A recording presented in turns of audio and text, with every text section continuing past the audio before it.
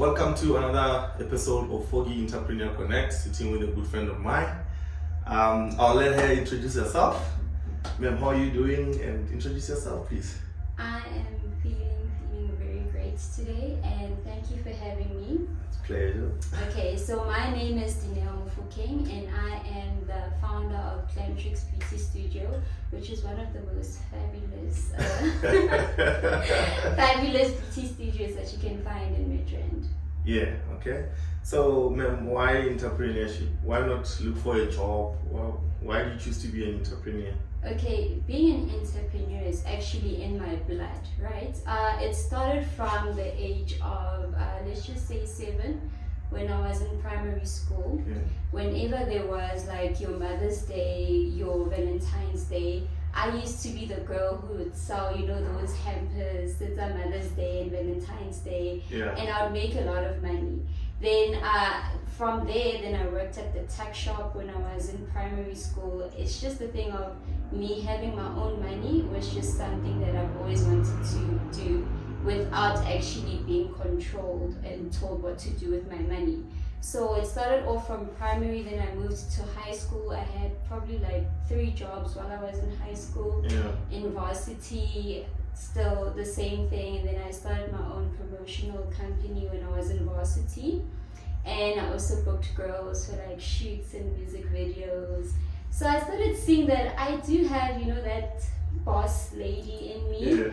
And I'm not gonna lie, the first time I had a 9 to 5, it was the worst. I worked at Lancet, and then I moved from Lancet, and then I worked for an insurance company. Yeah. I only lasted 2 weeks.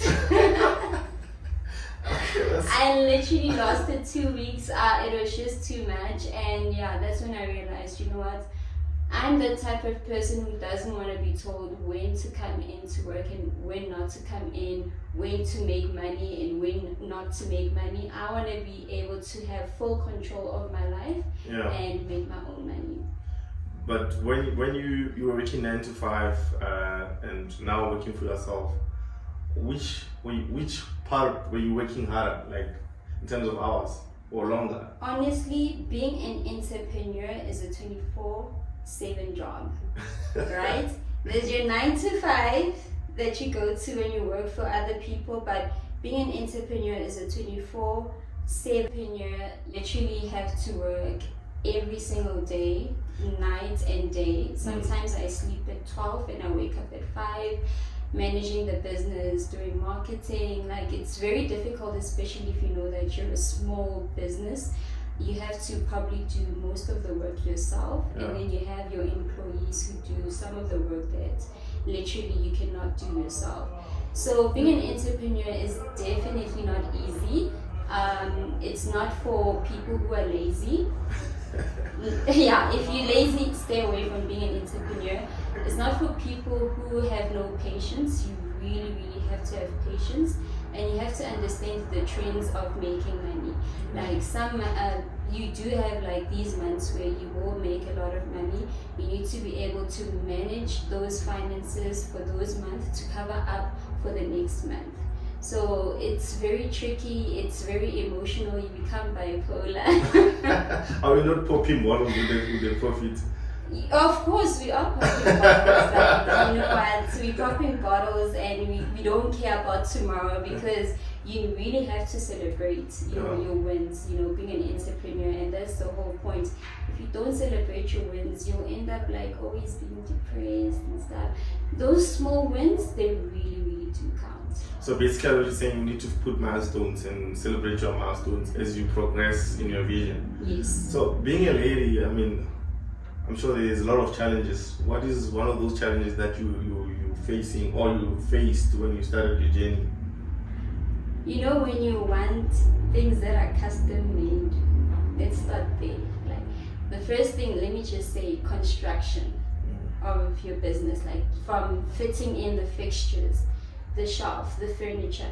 If you are a perfectionist and you're very specific with what you want, you will definitely have a headache. Unlike just going to the shop to buy But when it comes to your shop design, we all have a vision, and you want your shop to represent the brand and to represent who you are. So dealing with men in construction is a nightmare. Dealing with your carpenter is a nightmare. Dealing with people who are like in the main dominated industry, it is a nightmare. Even the small things like buying products, it's not easy, because now you have to be dominant and you have to have that stature where if you're talking to someone, they have to listen and they have to take you seriously. So yeah, it is quite difficult in that point. So if there is someone out there that's like wanting to start a business right now, looking at yourself where you started, what advice, if you have to pick one, what advice would you give that person? Yeah, there's so many advices. There's just a lot. There's a lot of advice. I can literally write a book right now with advice. But you have to pick one. Just pick one advice for that person. You know, it's a cliche, ne? Advice. But let me tell you, it has put me through a lot of obstacles. Don't give up. Whatever it is, whatever problem that comes, it's part of your journey. Don't give up. We already spoken about, touched on finances, like you're making money this month, you need to plan your finances, have a budget, schedule your payments as well. Yeah. With that, do you think it's important to have funding in a business? Funding is extremely important in a business. However, I can say that I'm one of the people who are lucky enough to have this business without having any external funding. So there's two types of fundings. There's like internal funding and external funding. So in regards to that, when it comes to internal funding, I mean, it's your family, your friends contributing there and there. That is easy. Now looking for people who believe in your brand and who believe in what you are doing. It is very, very important to find such people so you can expand. If you believe in your brand and you know that whatever that you have started right now, it doesn't end here. You want to take over nationally. You want to make proper serious money, then you do need external funding. External funding will also help you to move your business from you targeting your small individual clients, and then you can branch off to corporate. And when you branch off to corporate, it won't hit your pockets. It will be easier for you to branch off to corporate or to branch off to bigger avenues and to actually create your brand to be bigger than what it is. Okay, interesting. Looking at that, a lot of people say they can't start the business, they have ideas or they have this vision and they are unable to start up because of funding. So how did you manage to fund your first, couple of weeks or first day in business to say, we're gonna stock up on this makeup or this kind of hair and so forth? And how did you even get your first client?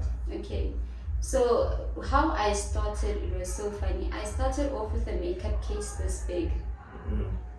I had a vision and I had a dream that this small makeup case is gonna take me far.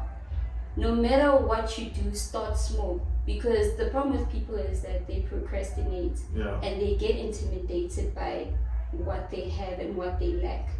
And if you know that you've got a passion for what you do, the universe, for some reason, is going to conspire or to help you to get where you are. But you need to start somewhere. So I started off with a small makeup case. I moved around, did music videos. I shot music videos, Libo, Davido, Nasty C, with a small makeup case like this. If anyone who knows me, they will tell you, we know this girl, even though like from your international artists, okay? I don't want to name drop all the time. Okay? But with that vision, I knew that I'm going somewhere. And like for some reason, as things started coming in. People started coming in, referrals, like networking on set. Networking is very, very important. when you go to a set or when you go to a wedding to do makeup or wherever you go, talk to someone. That person knows about you. That person will tell the other person, and the other person will tell the other person, as long as your work speaks for itself. Yeah. So networking, number one, that's the most important thing when it comes to expanding your brand. Another thing, just believing in that whatever you have is what you have. Let me start with what I have, and then the universe will conspire and you'll get more makeup products. You'll end up getting more clients. Those clients are actually going to help you buy a bigger makeup case. Then you move from a bigger makeup case, now you are hiring a small Nyana studio for yourself, and you bring in clients. And of course, we cannot forget social media. Social media is extremely important. Work and try and work for free sometimes, you know. I know we all need money, but where there's an opportunity for exposure, like proper exposure, not someone coming in from nowhere saying that they want to give you exposure. If it's like a huge celebrity, a huge production company that wants makeup artists, go and freelance for free, you know. Start somewhere. You build your content. As you build your content, you post on your social media. Then someone who has something bigger for you will find you. You'll get a contract one day and you'll be big. Yeah. So lastly, where do people find you? Where can people find me? I hate social media. Okay, but I do have an Instagram page. I'm very active on Instagram. They can find me. First of all, follow my business page, please. On Facebook, it's Glamtrix Beauty Studio. On Instagram, it's Glamtrix __ Beauty Studio. And then my personal page, you can follow me, it's fine. It's Dineo _Mofokeng. That's it. And you're also available at Innovation Works? Oh, yes. Only by appointment, or they can walk in? No, I don't. You know what? It's not like we don't appreciate walk-ins. We love walk-ins, but to manage time and to have efficiency in our studio and to keep our studio a bit private for people who like a private setting, we prefer appointments. So all you have to do is just go to our Instagram page. You'll find our WhatsApp number. If you want to book in for any service, just WhatsApp us on that number, and then we'll just book you in for an appointment. There you have it.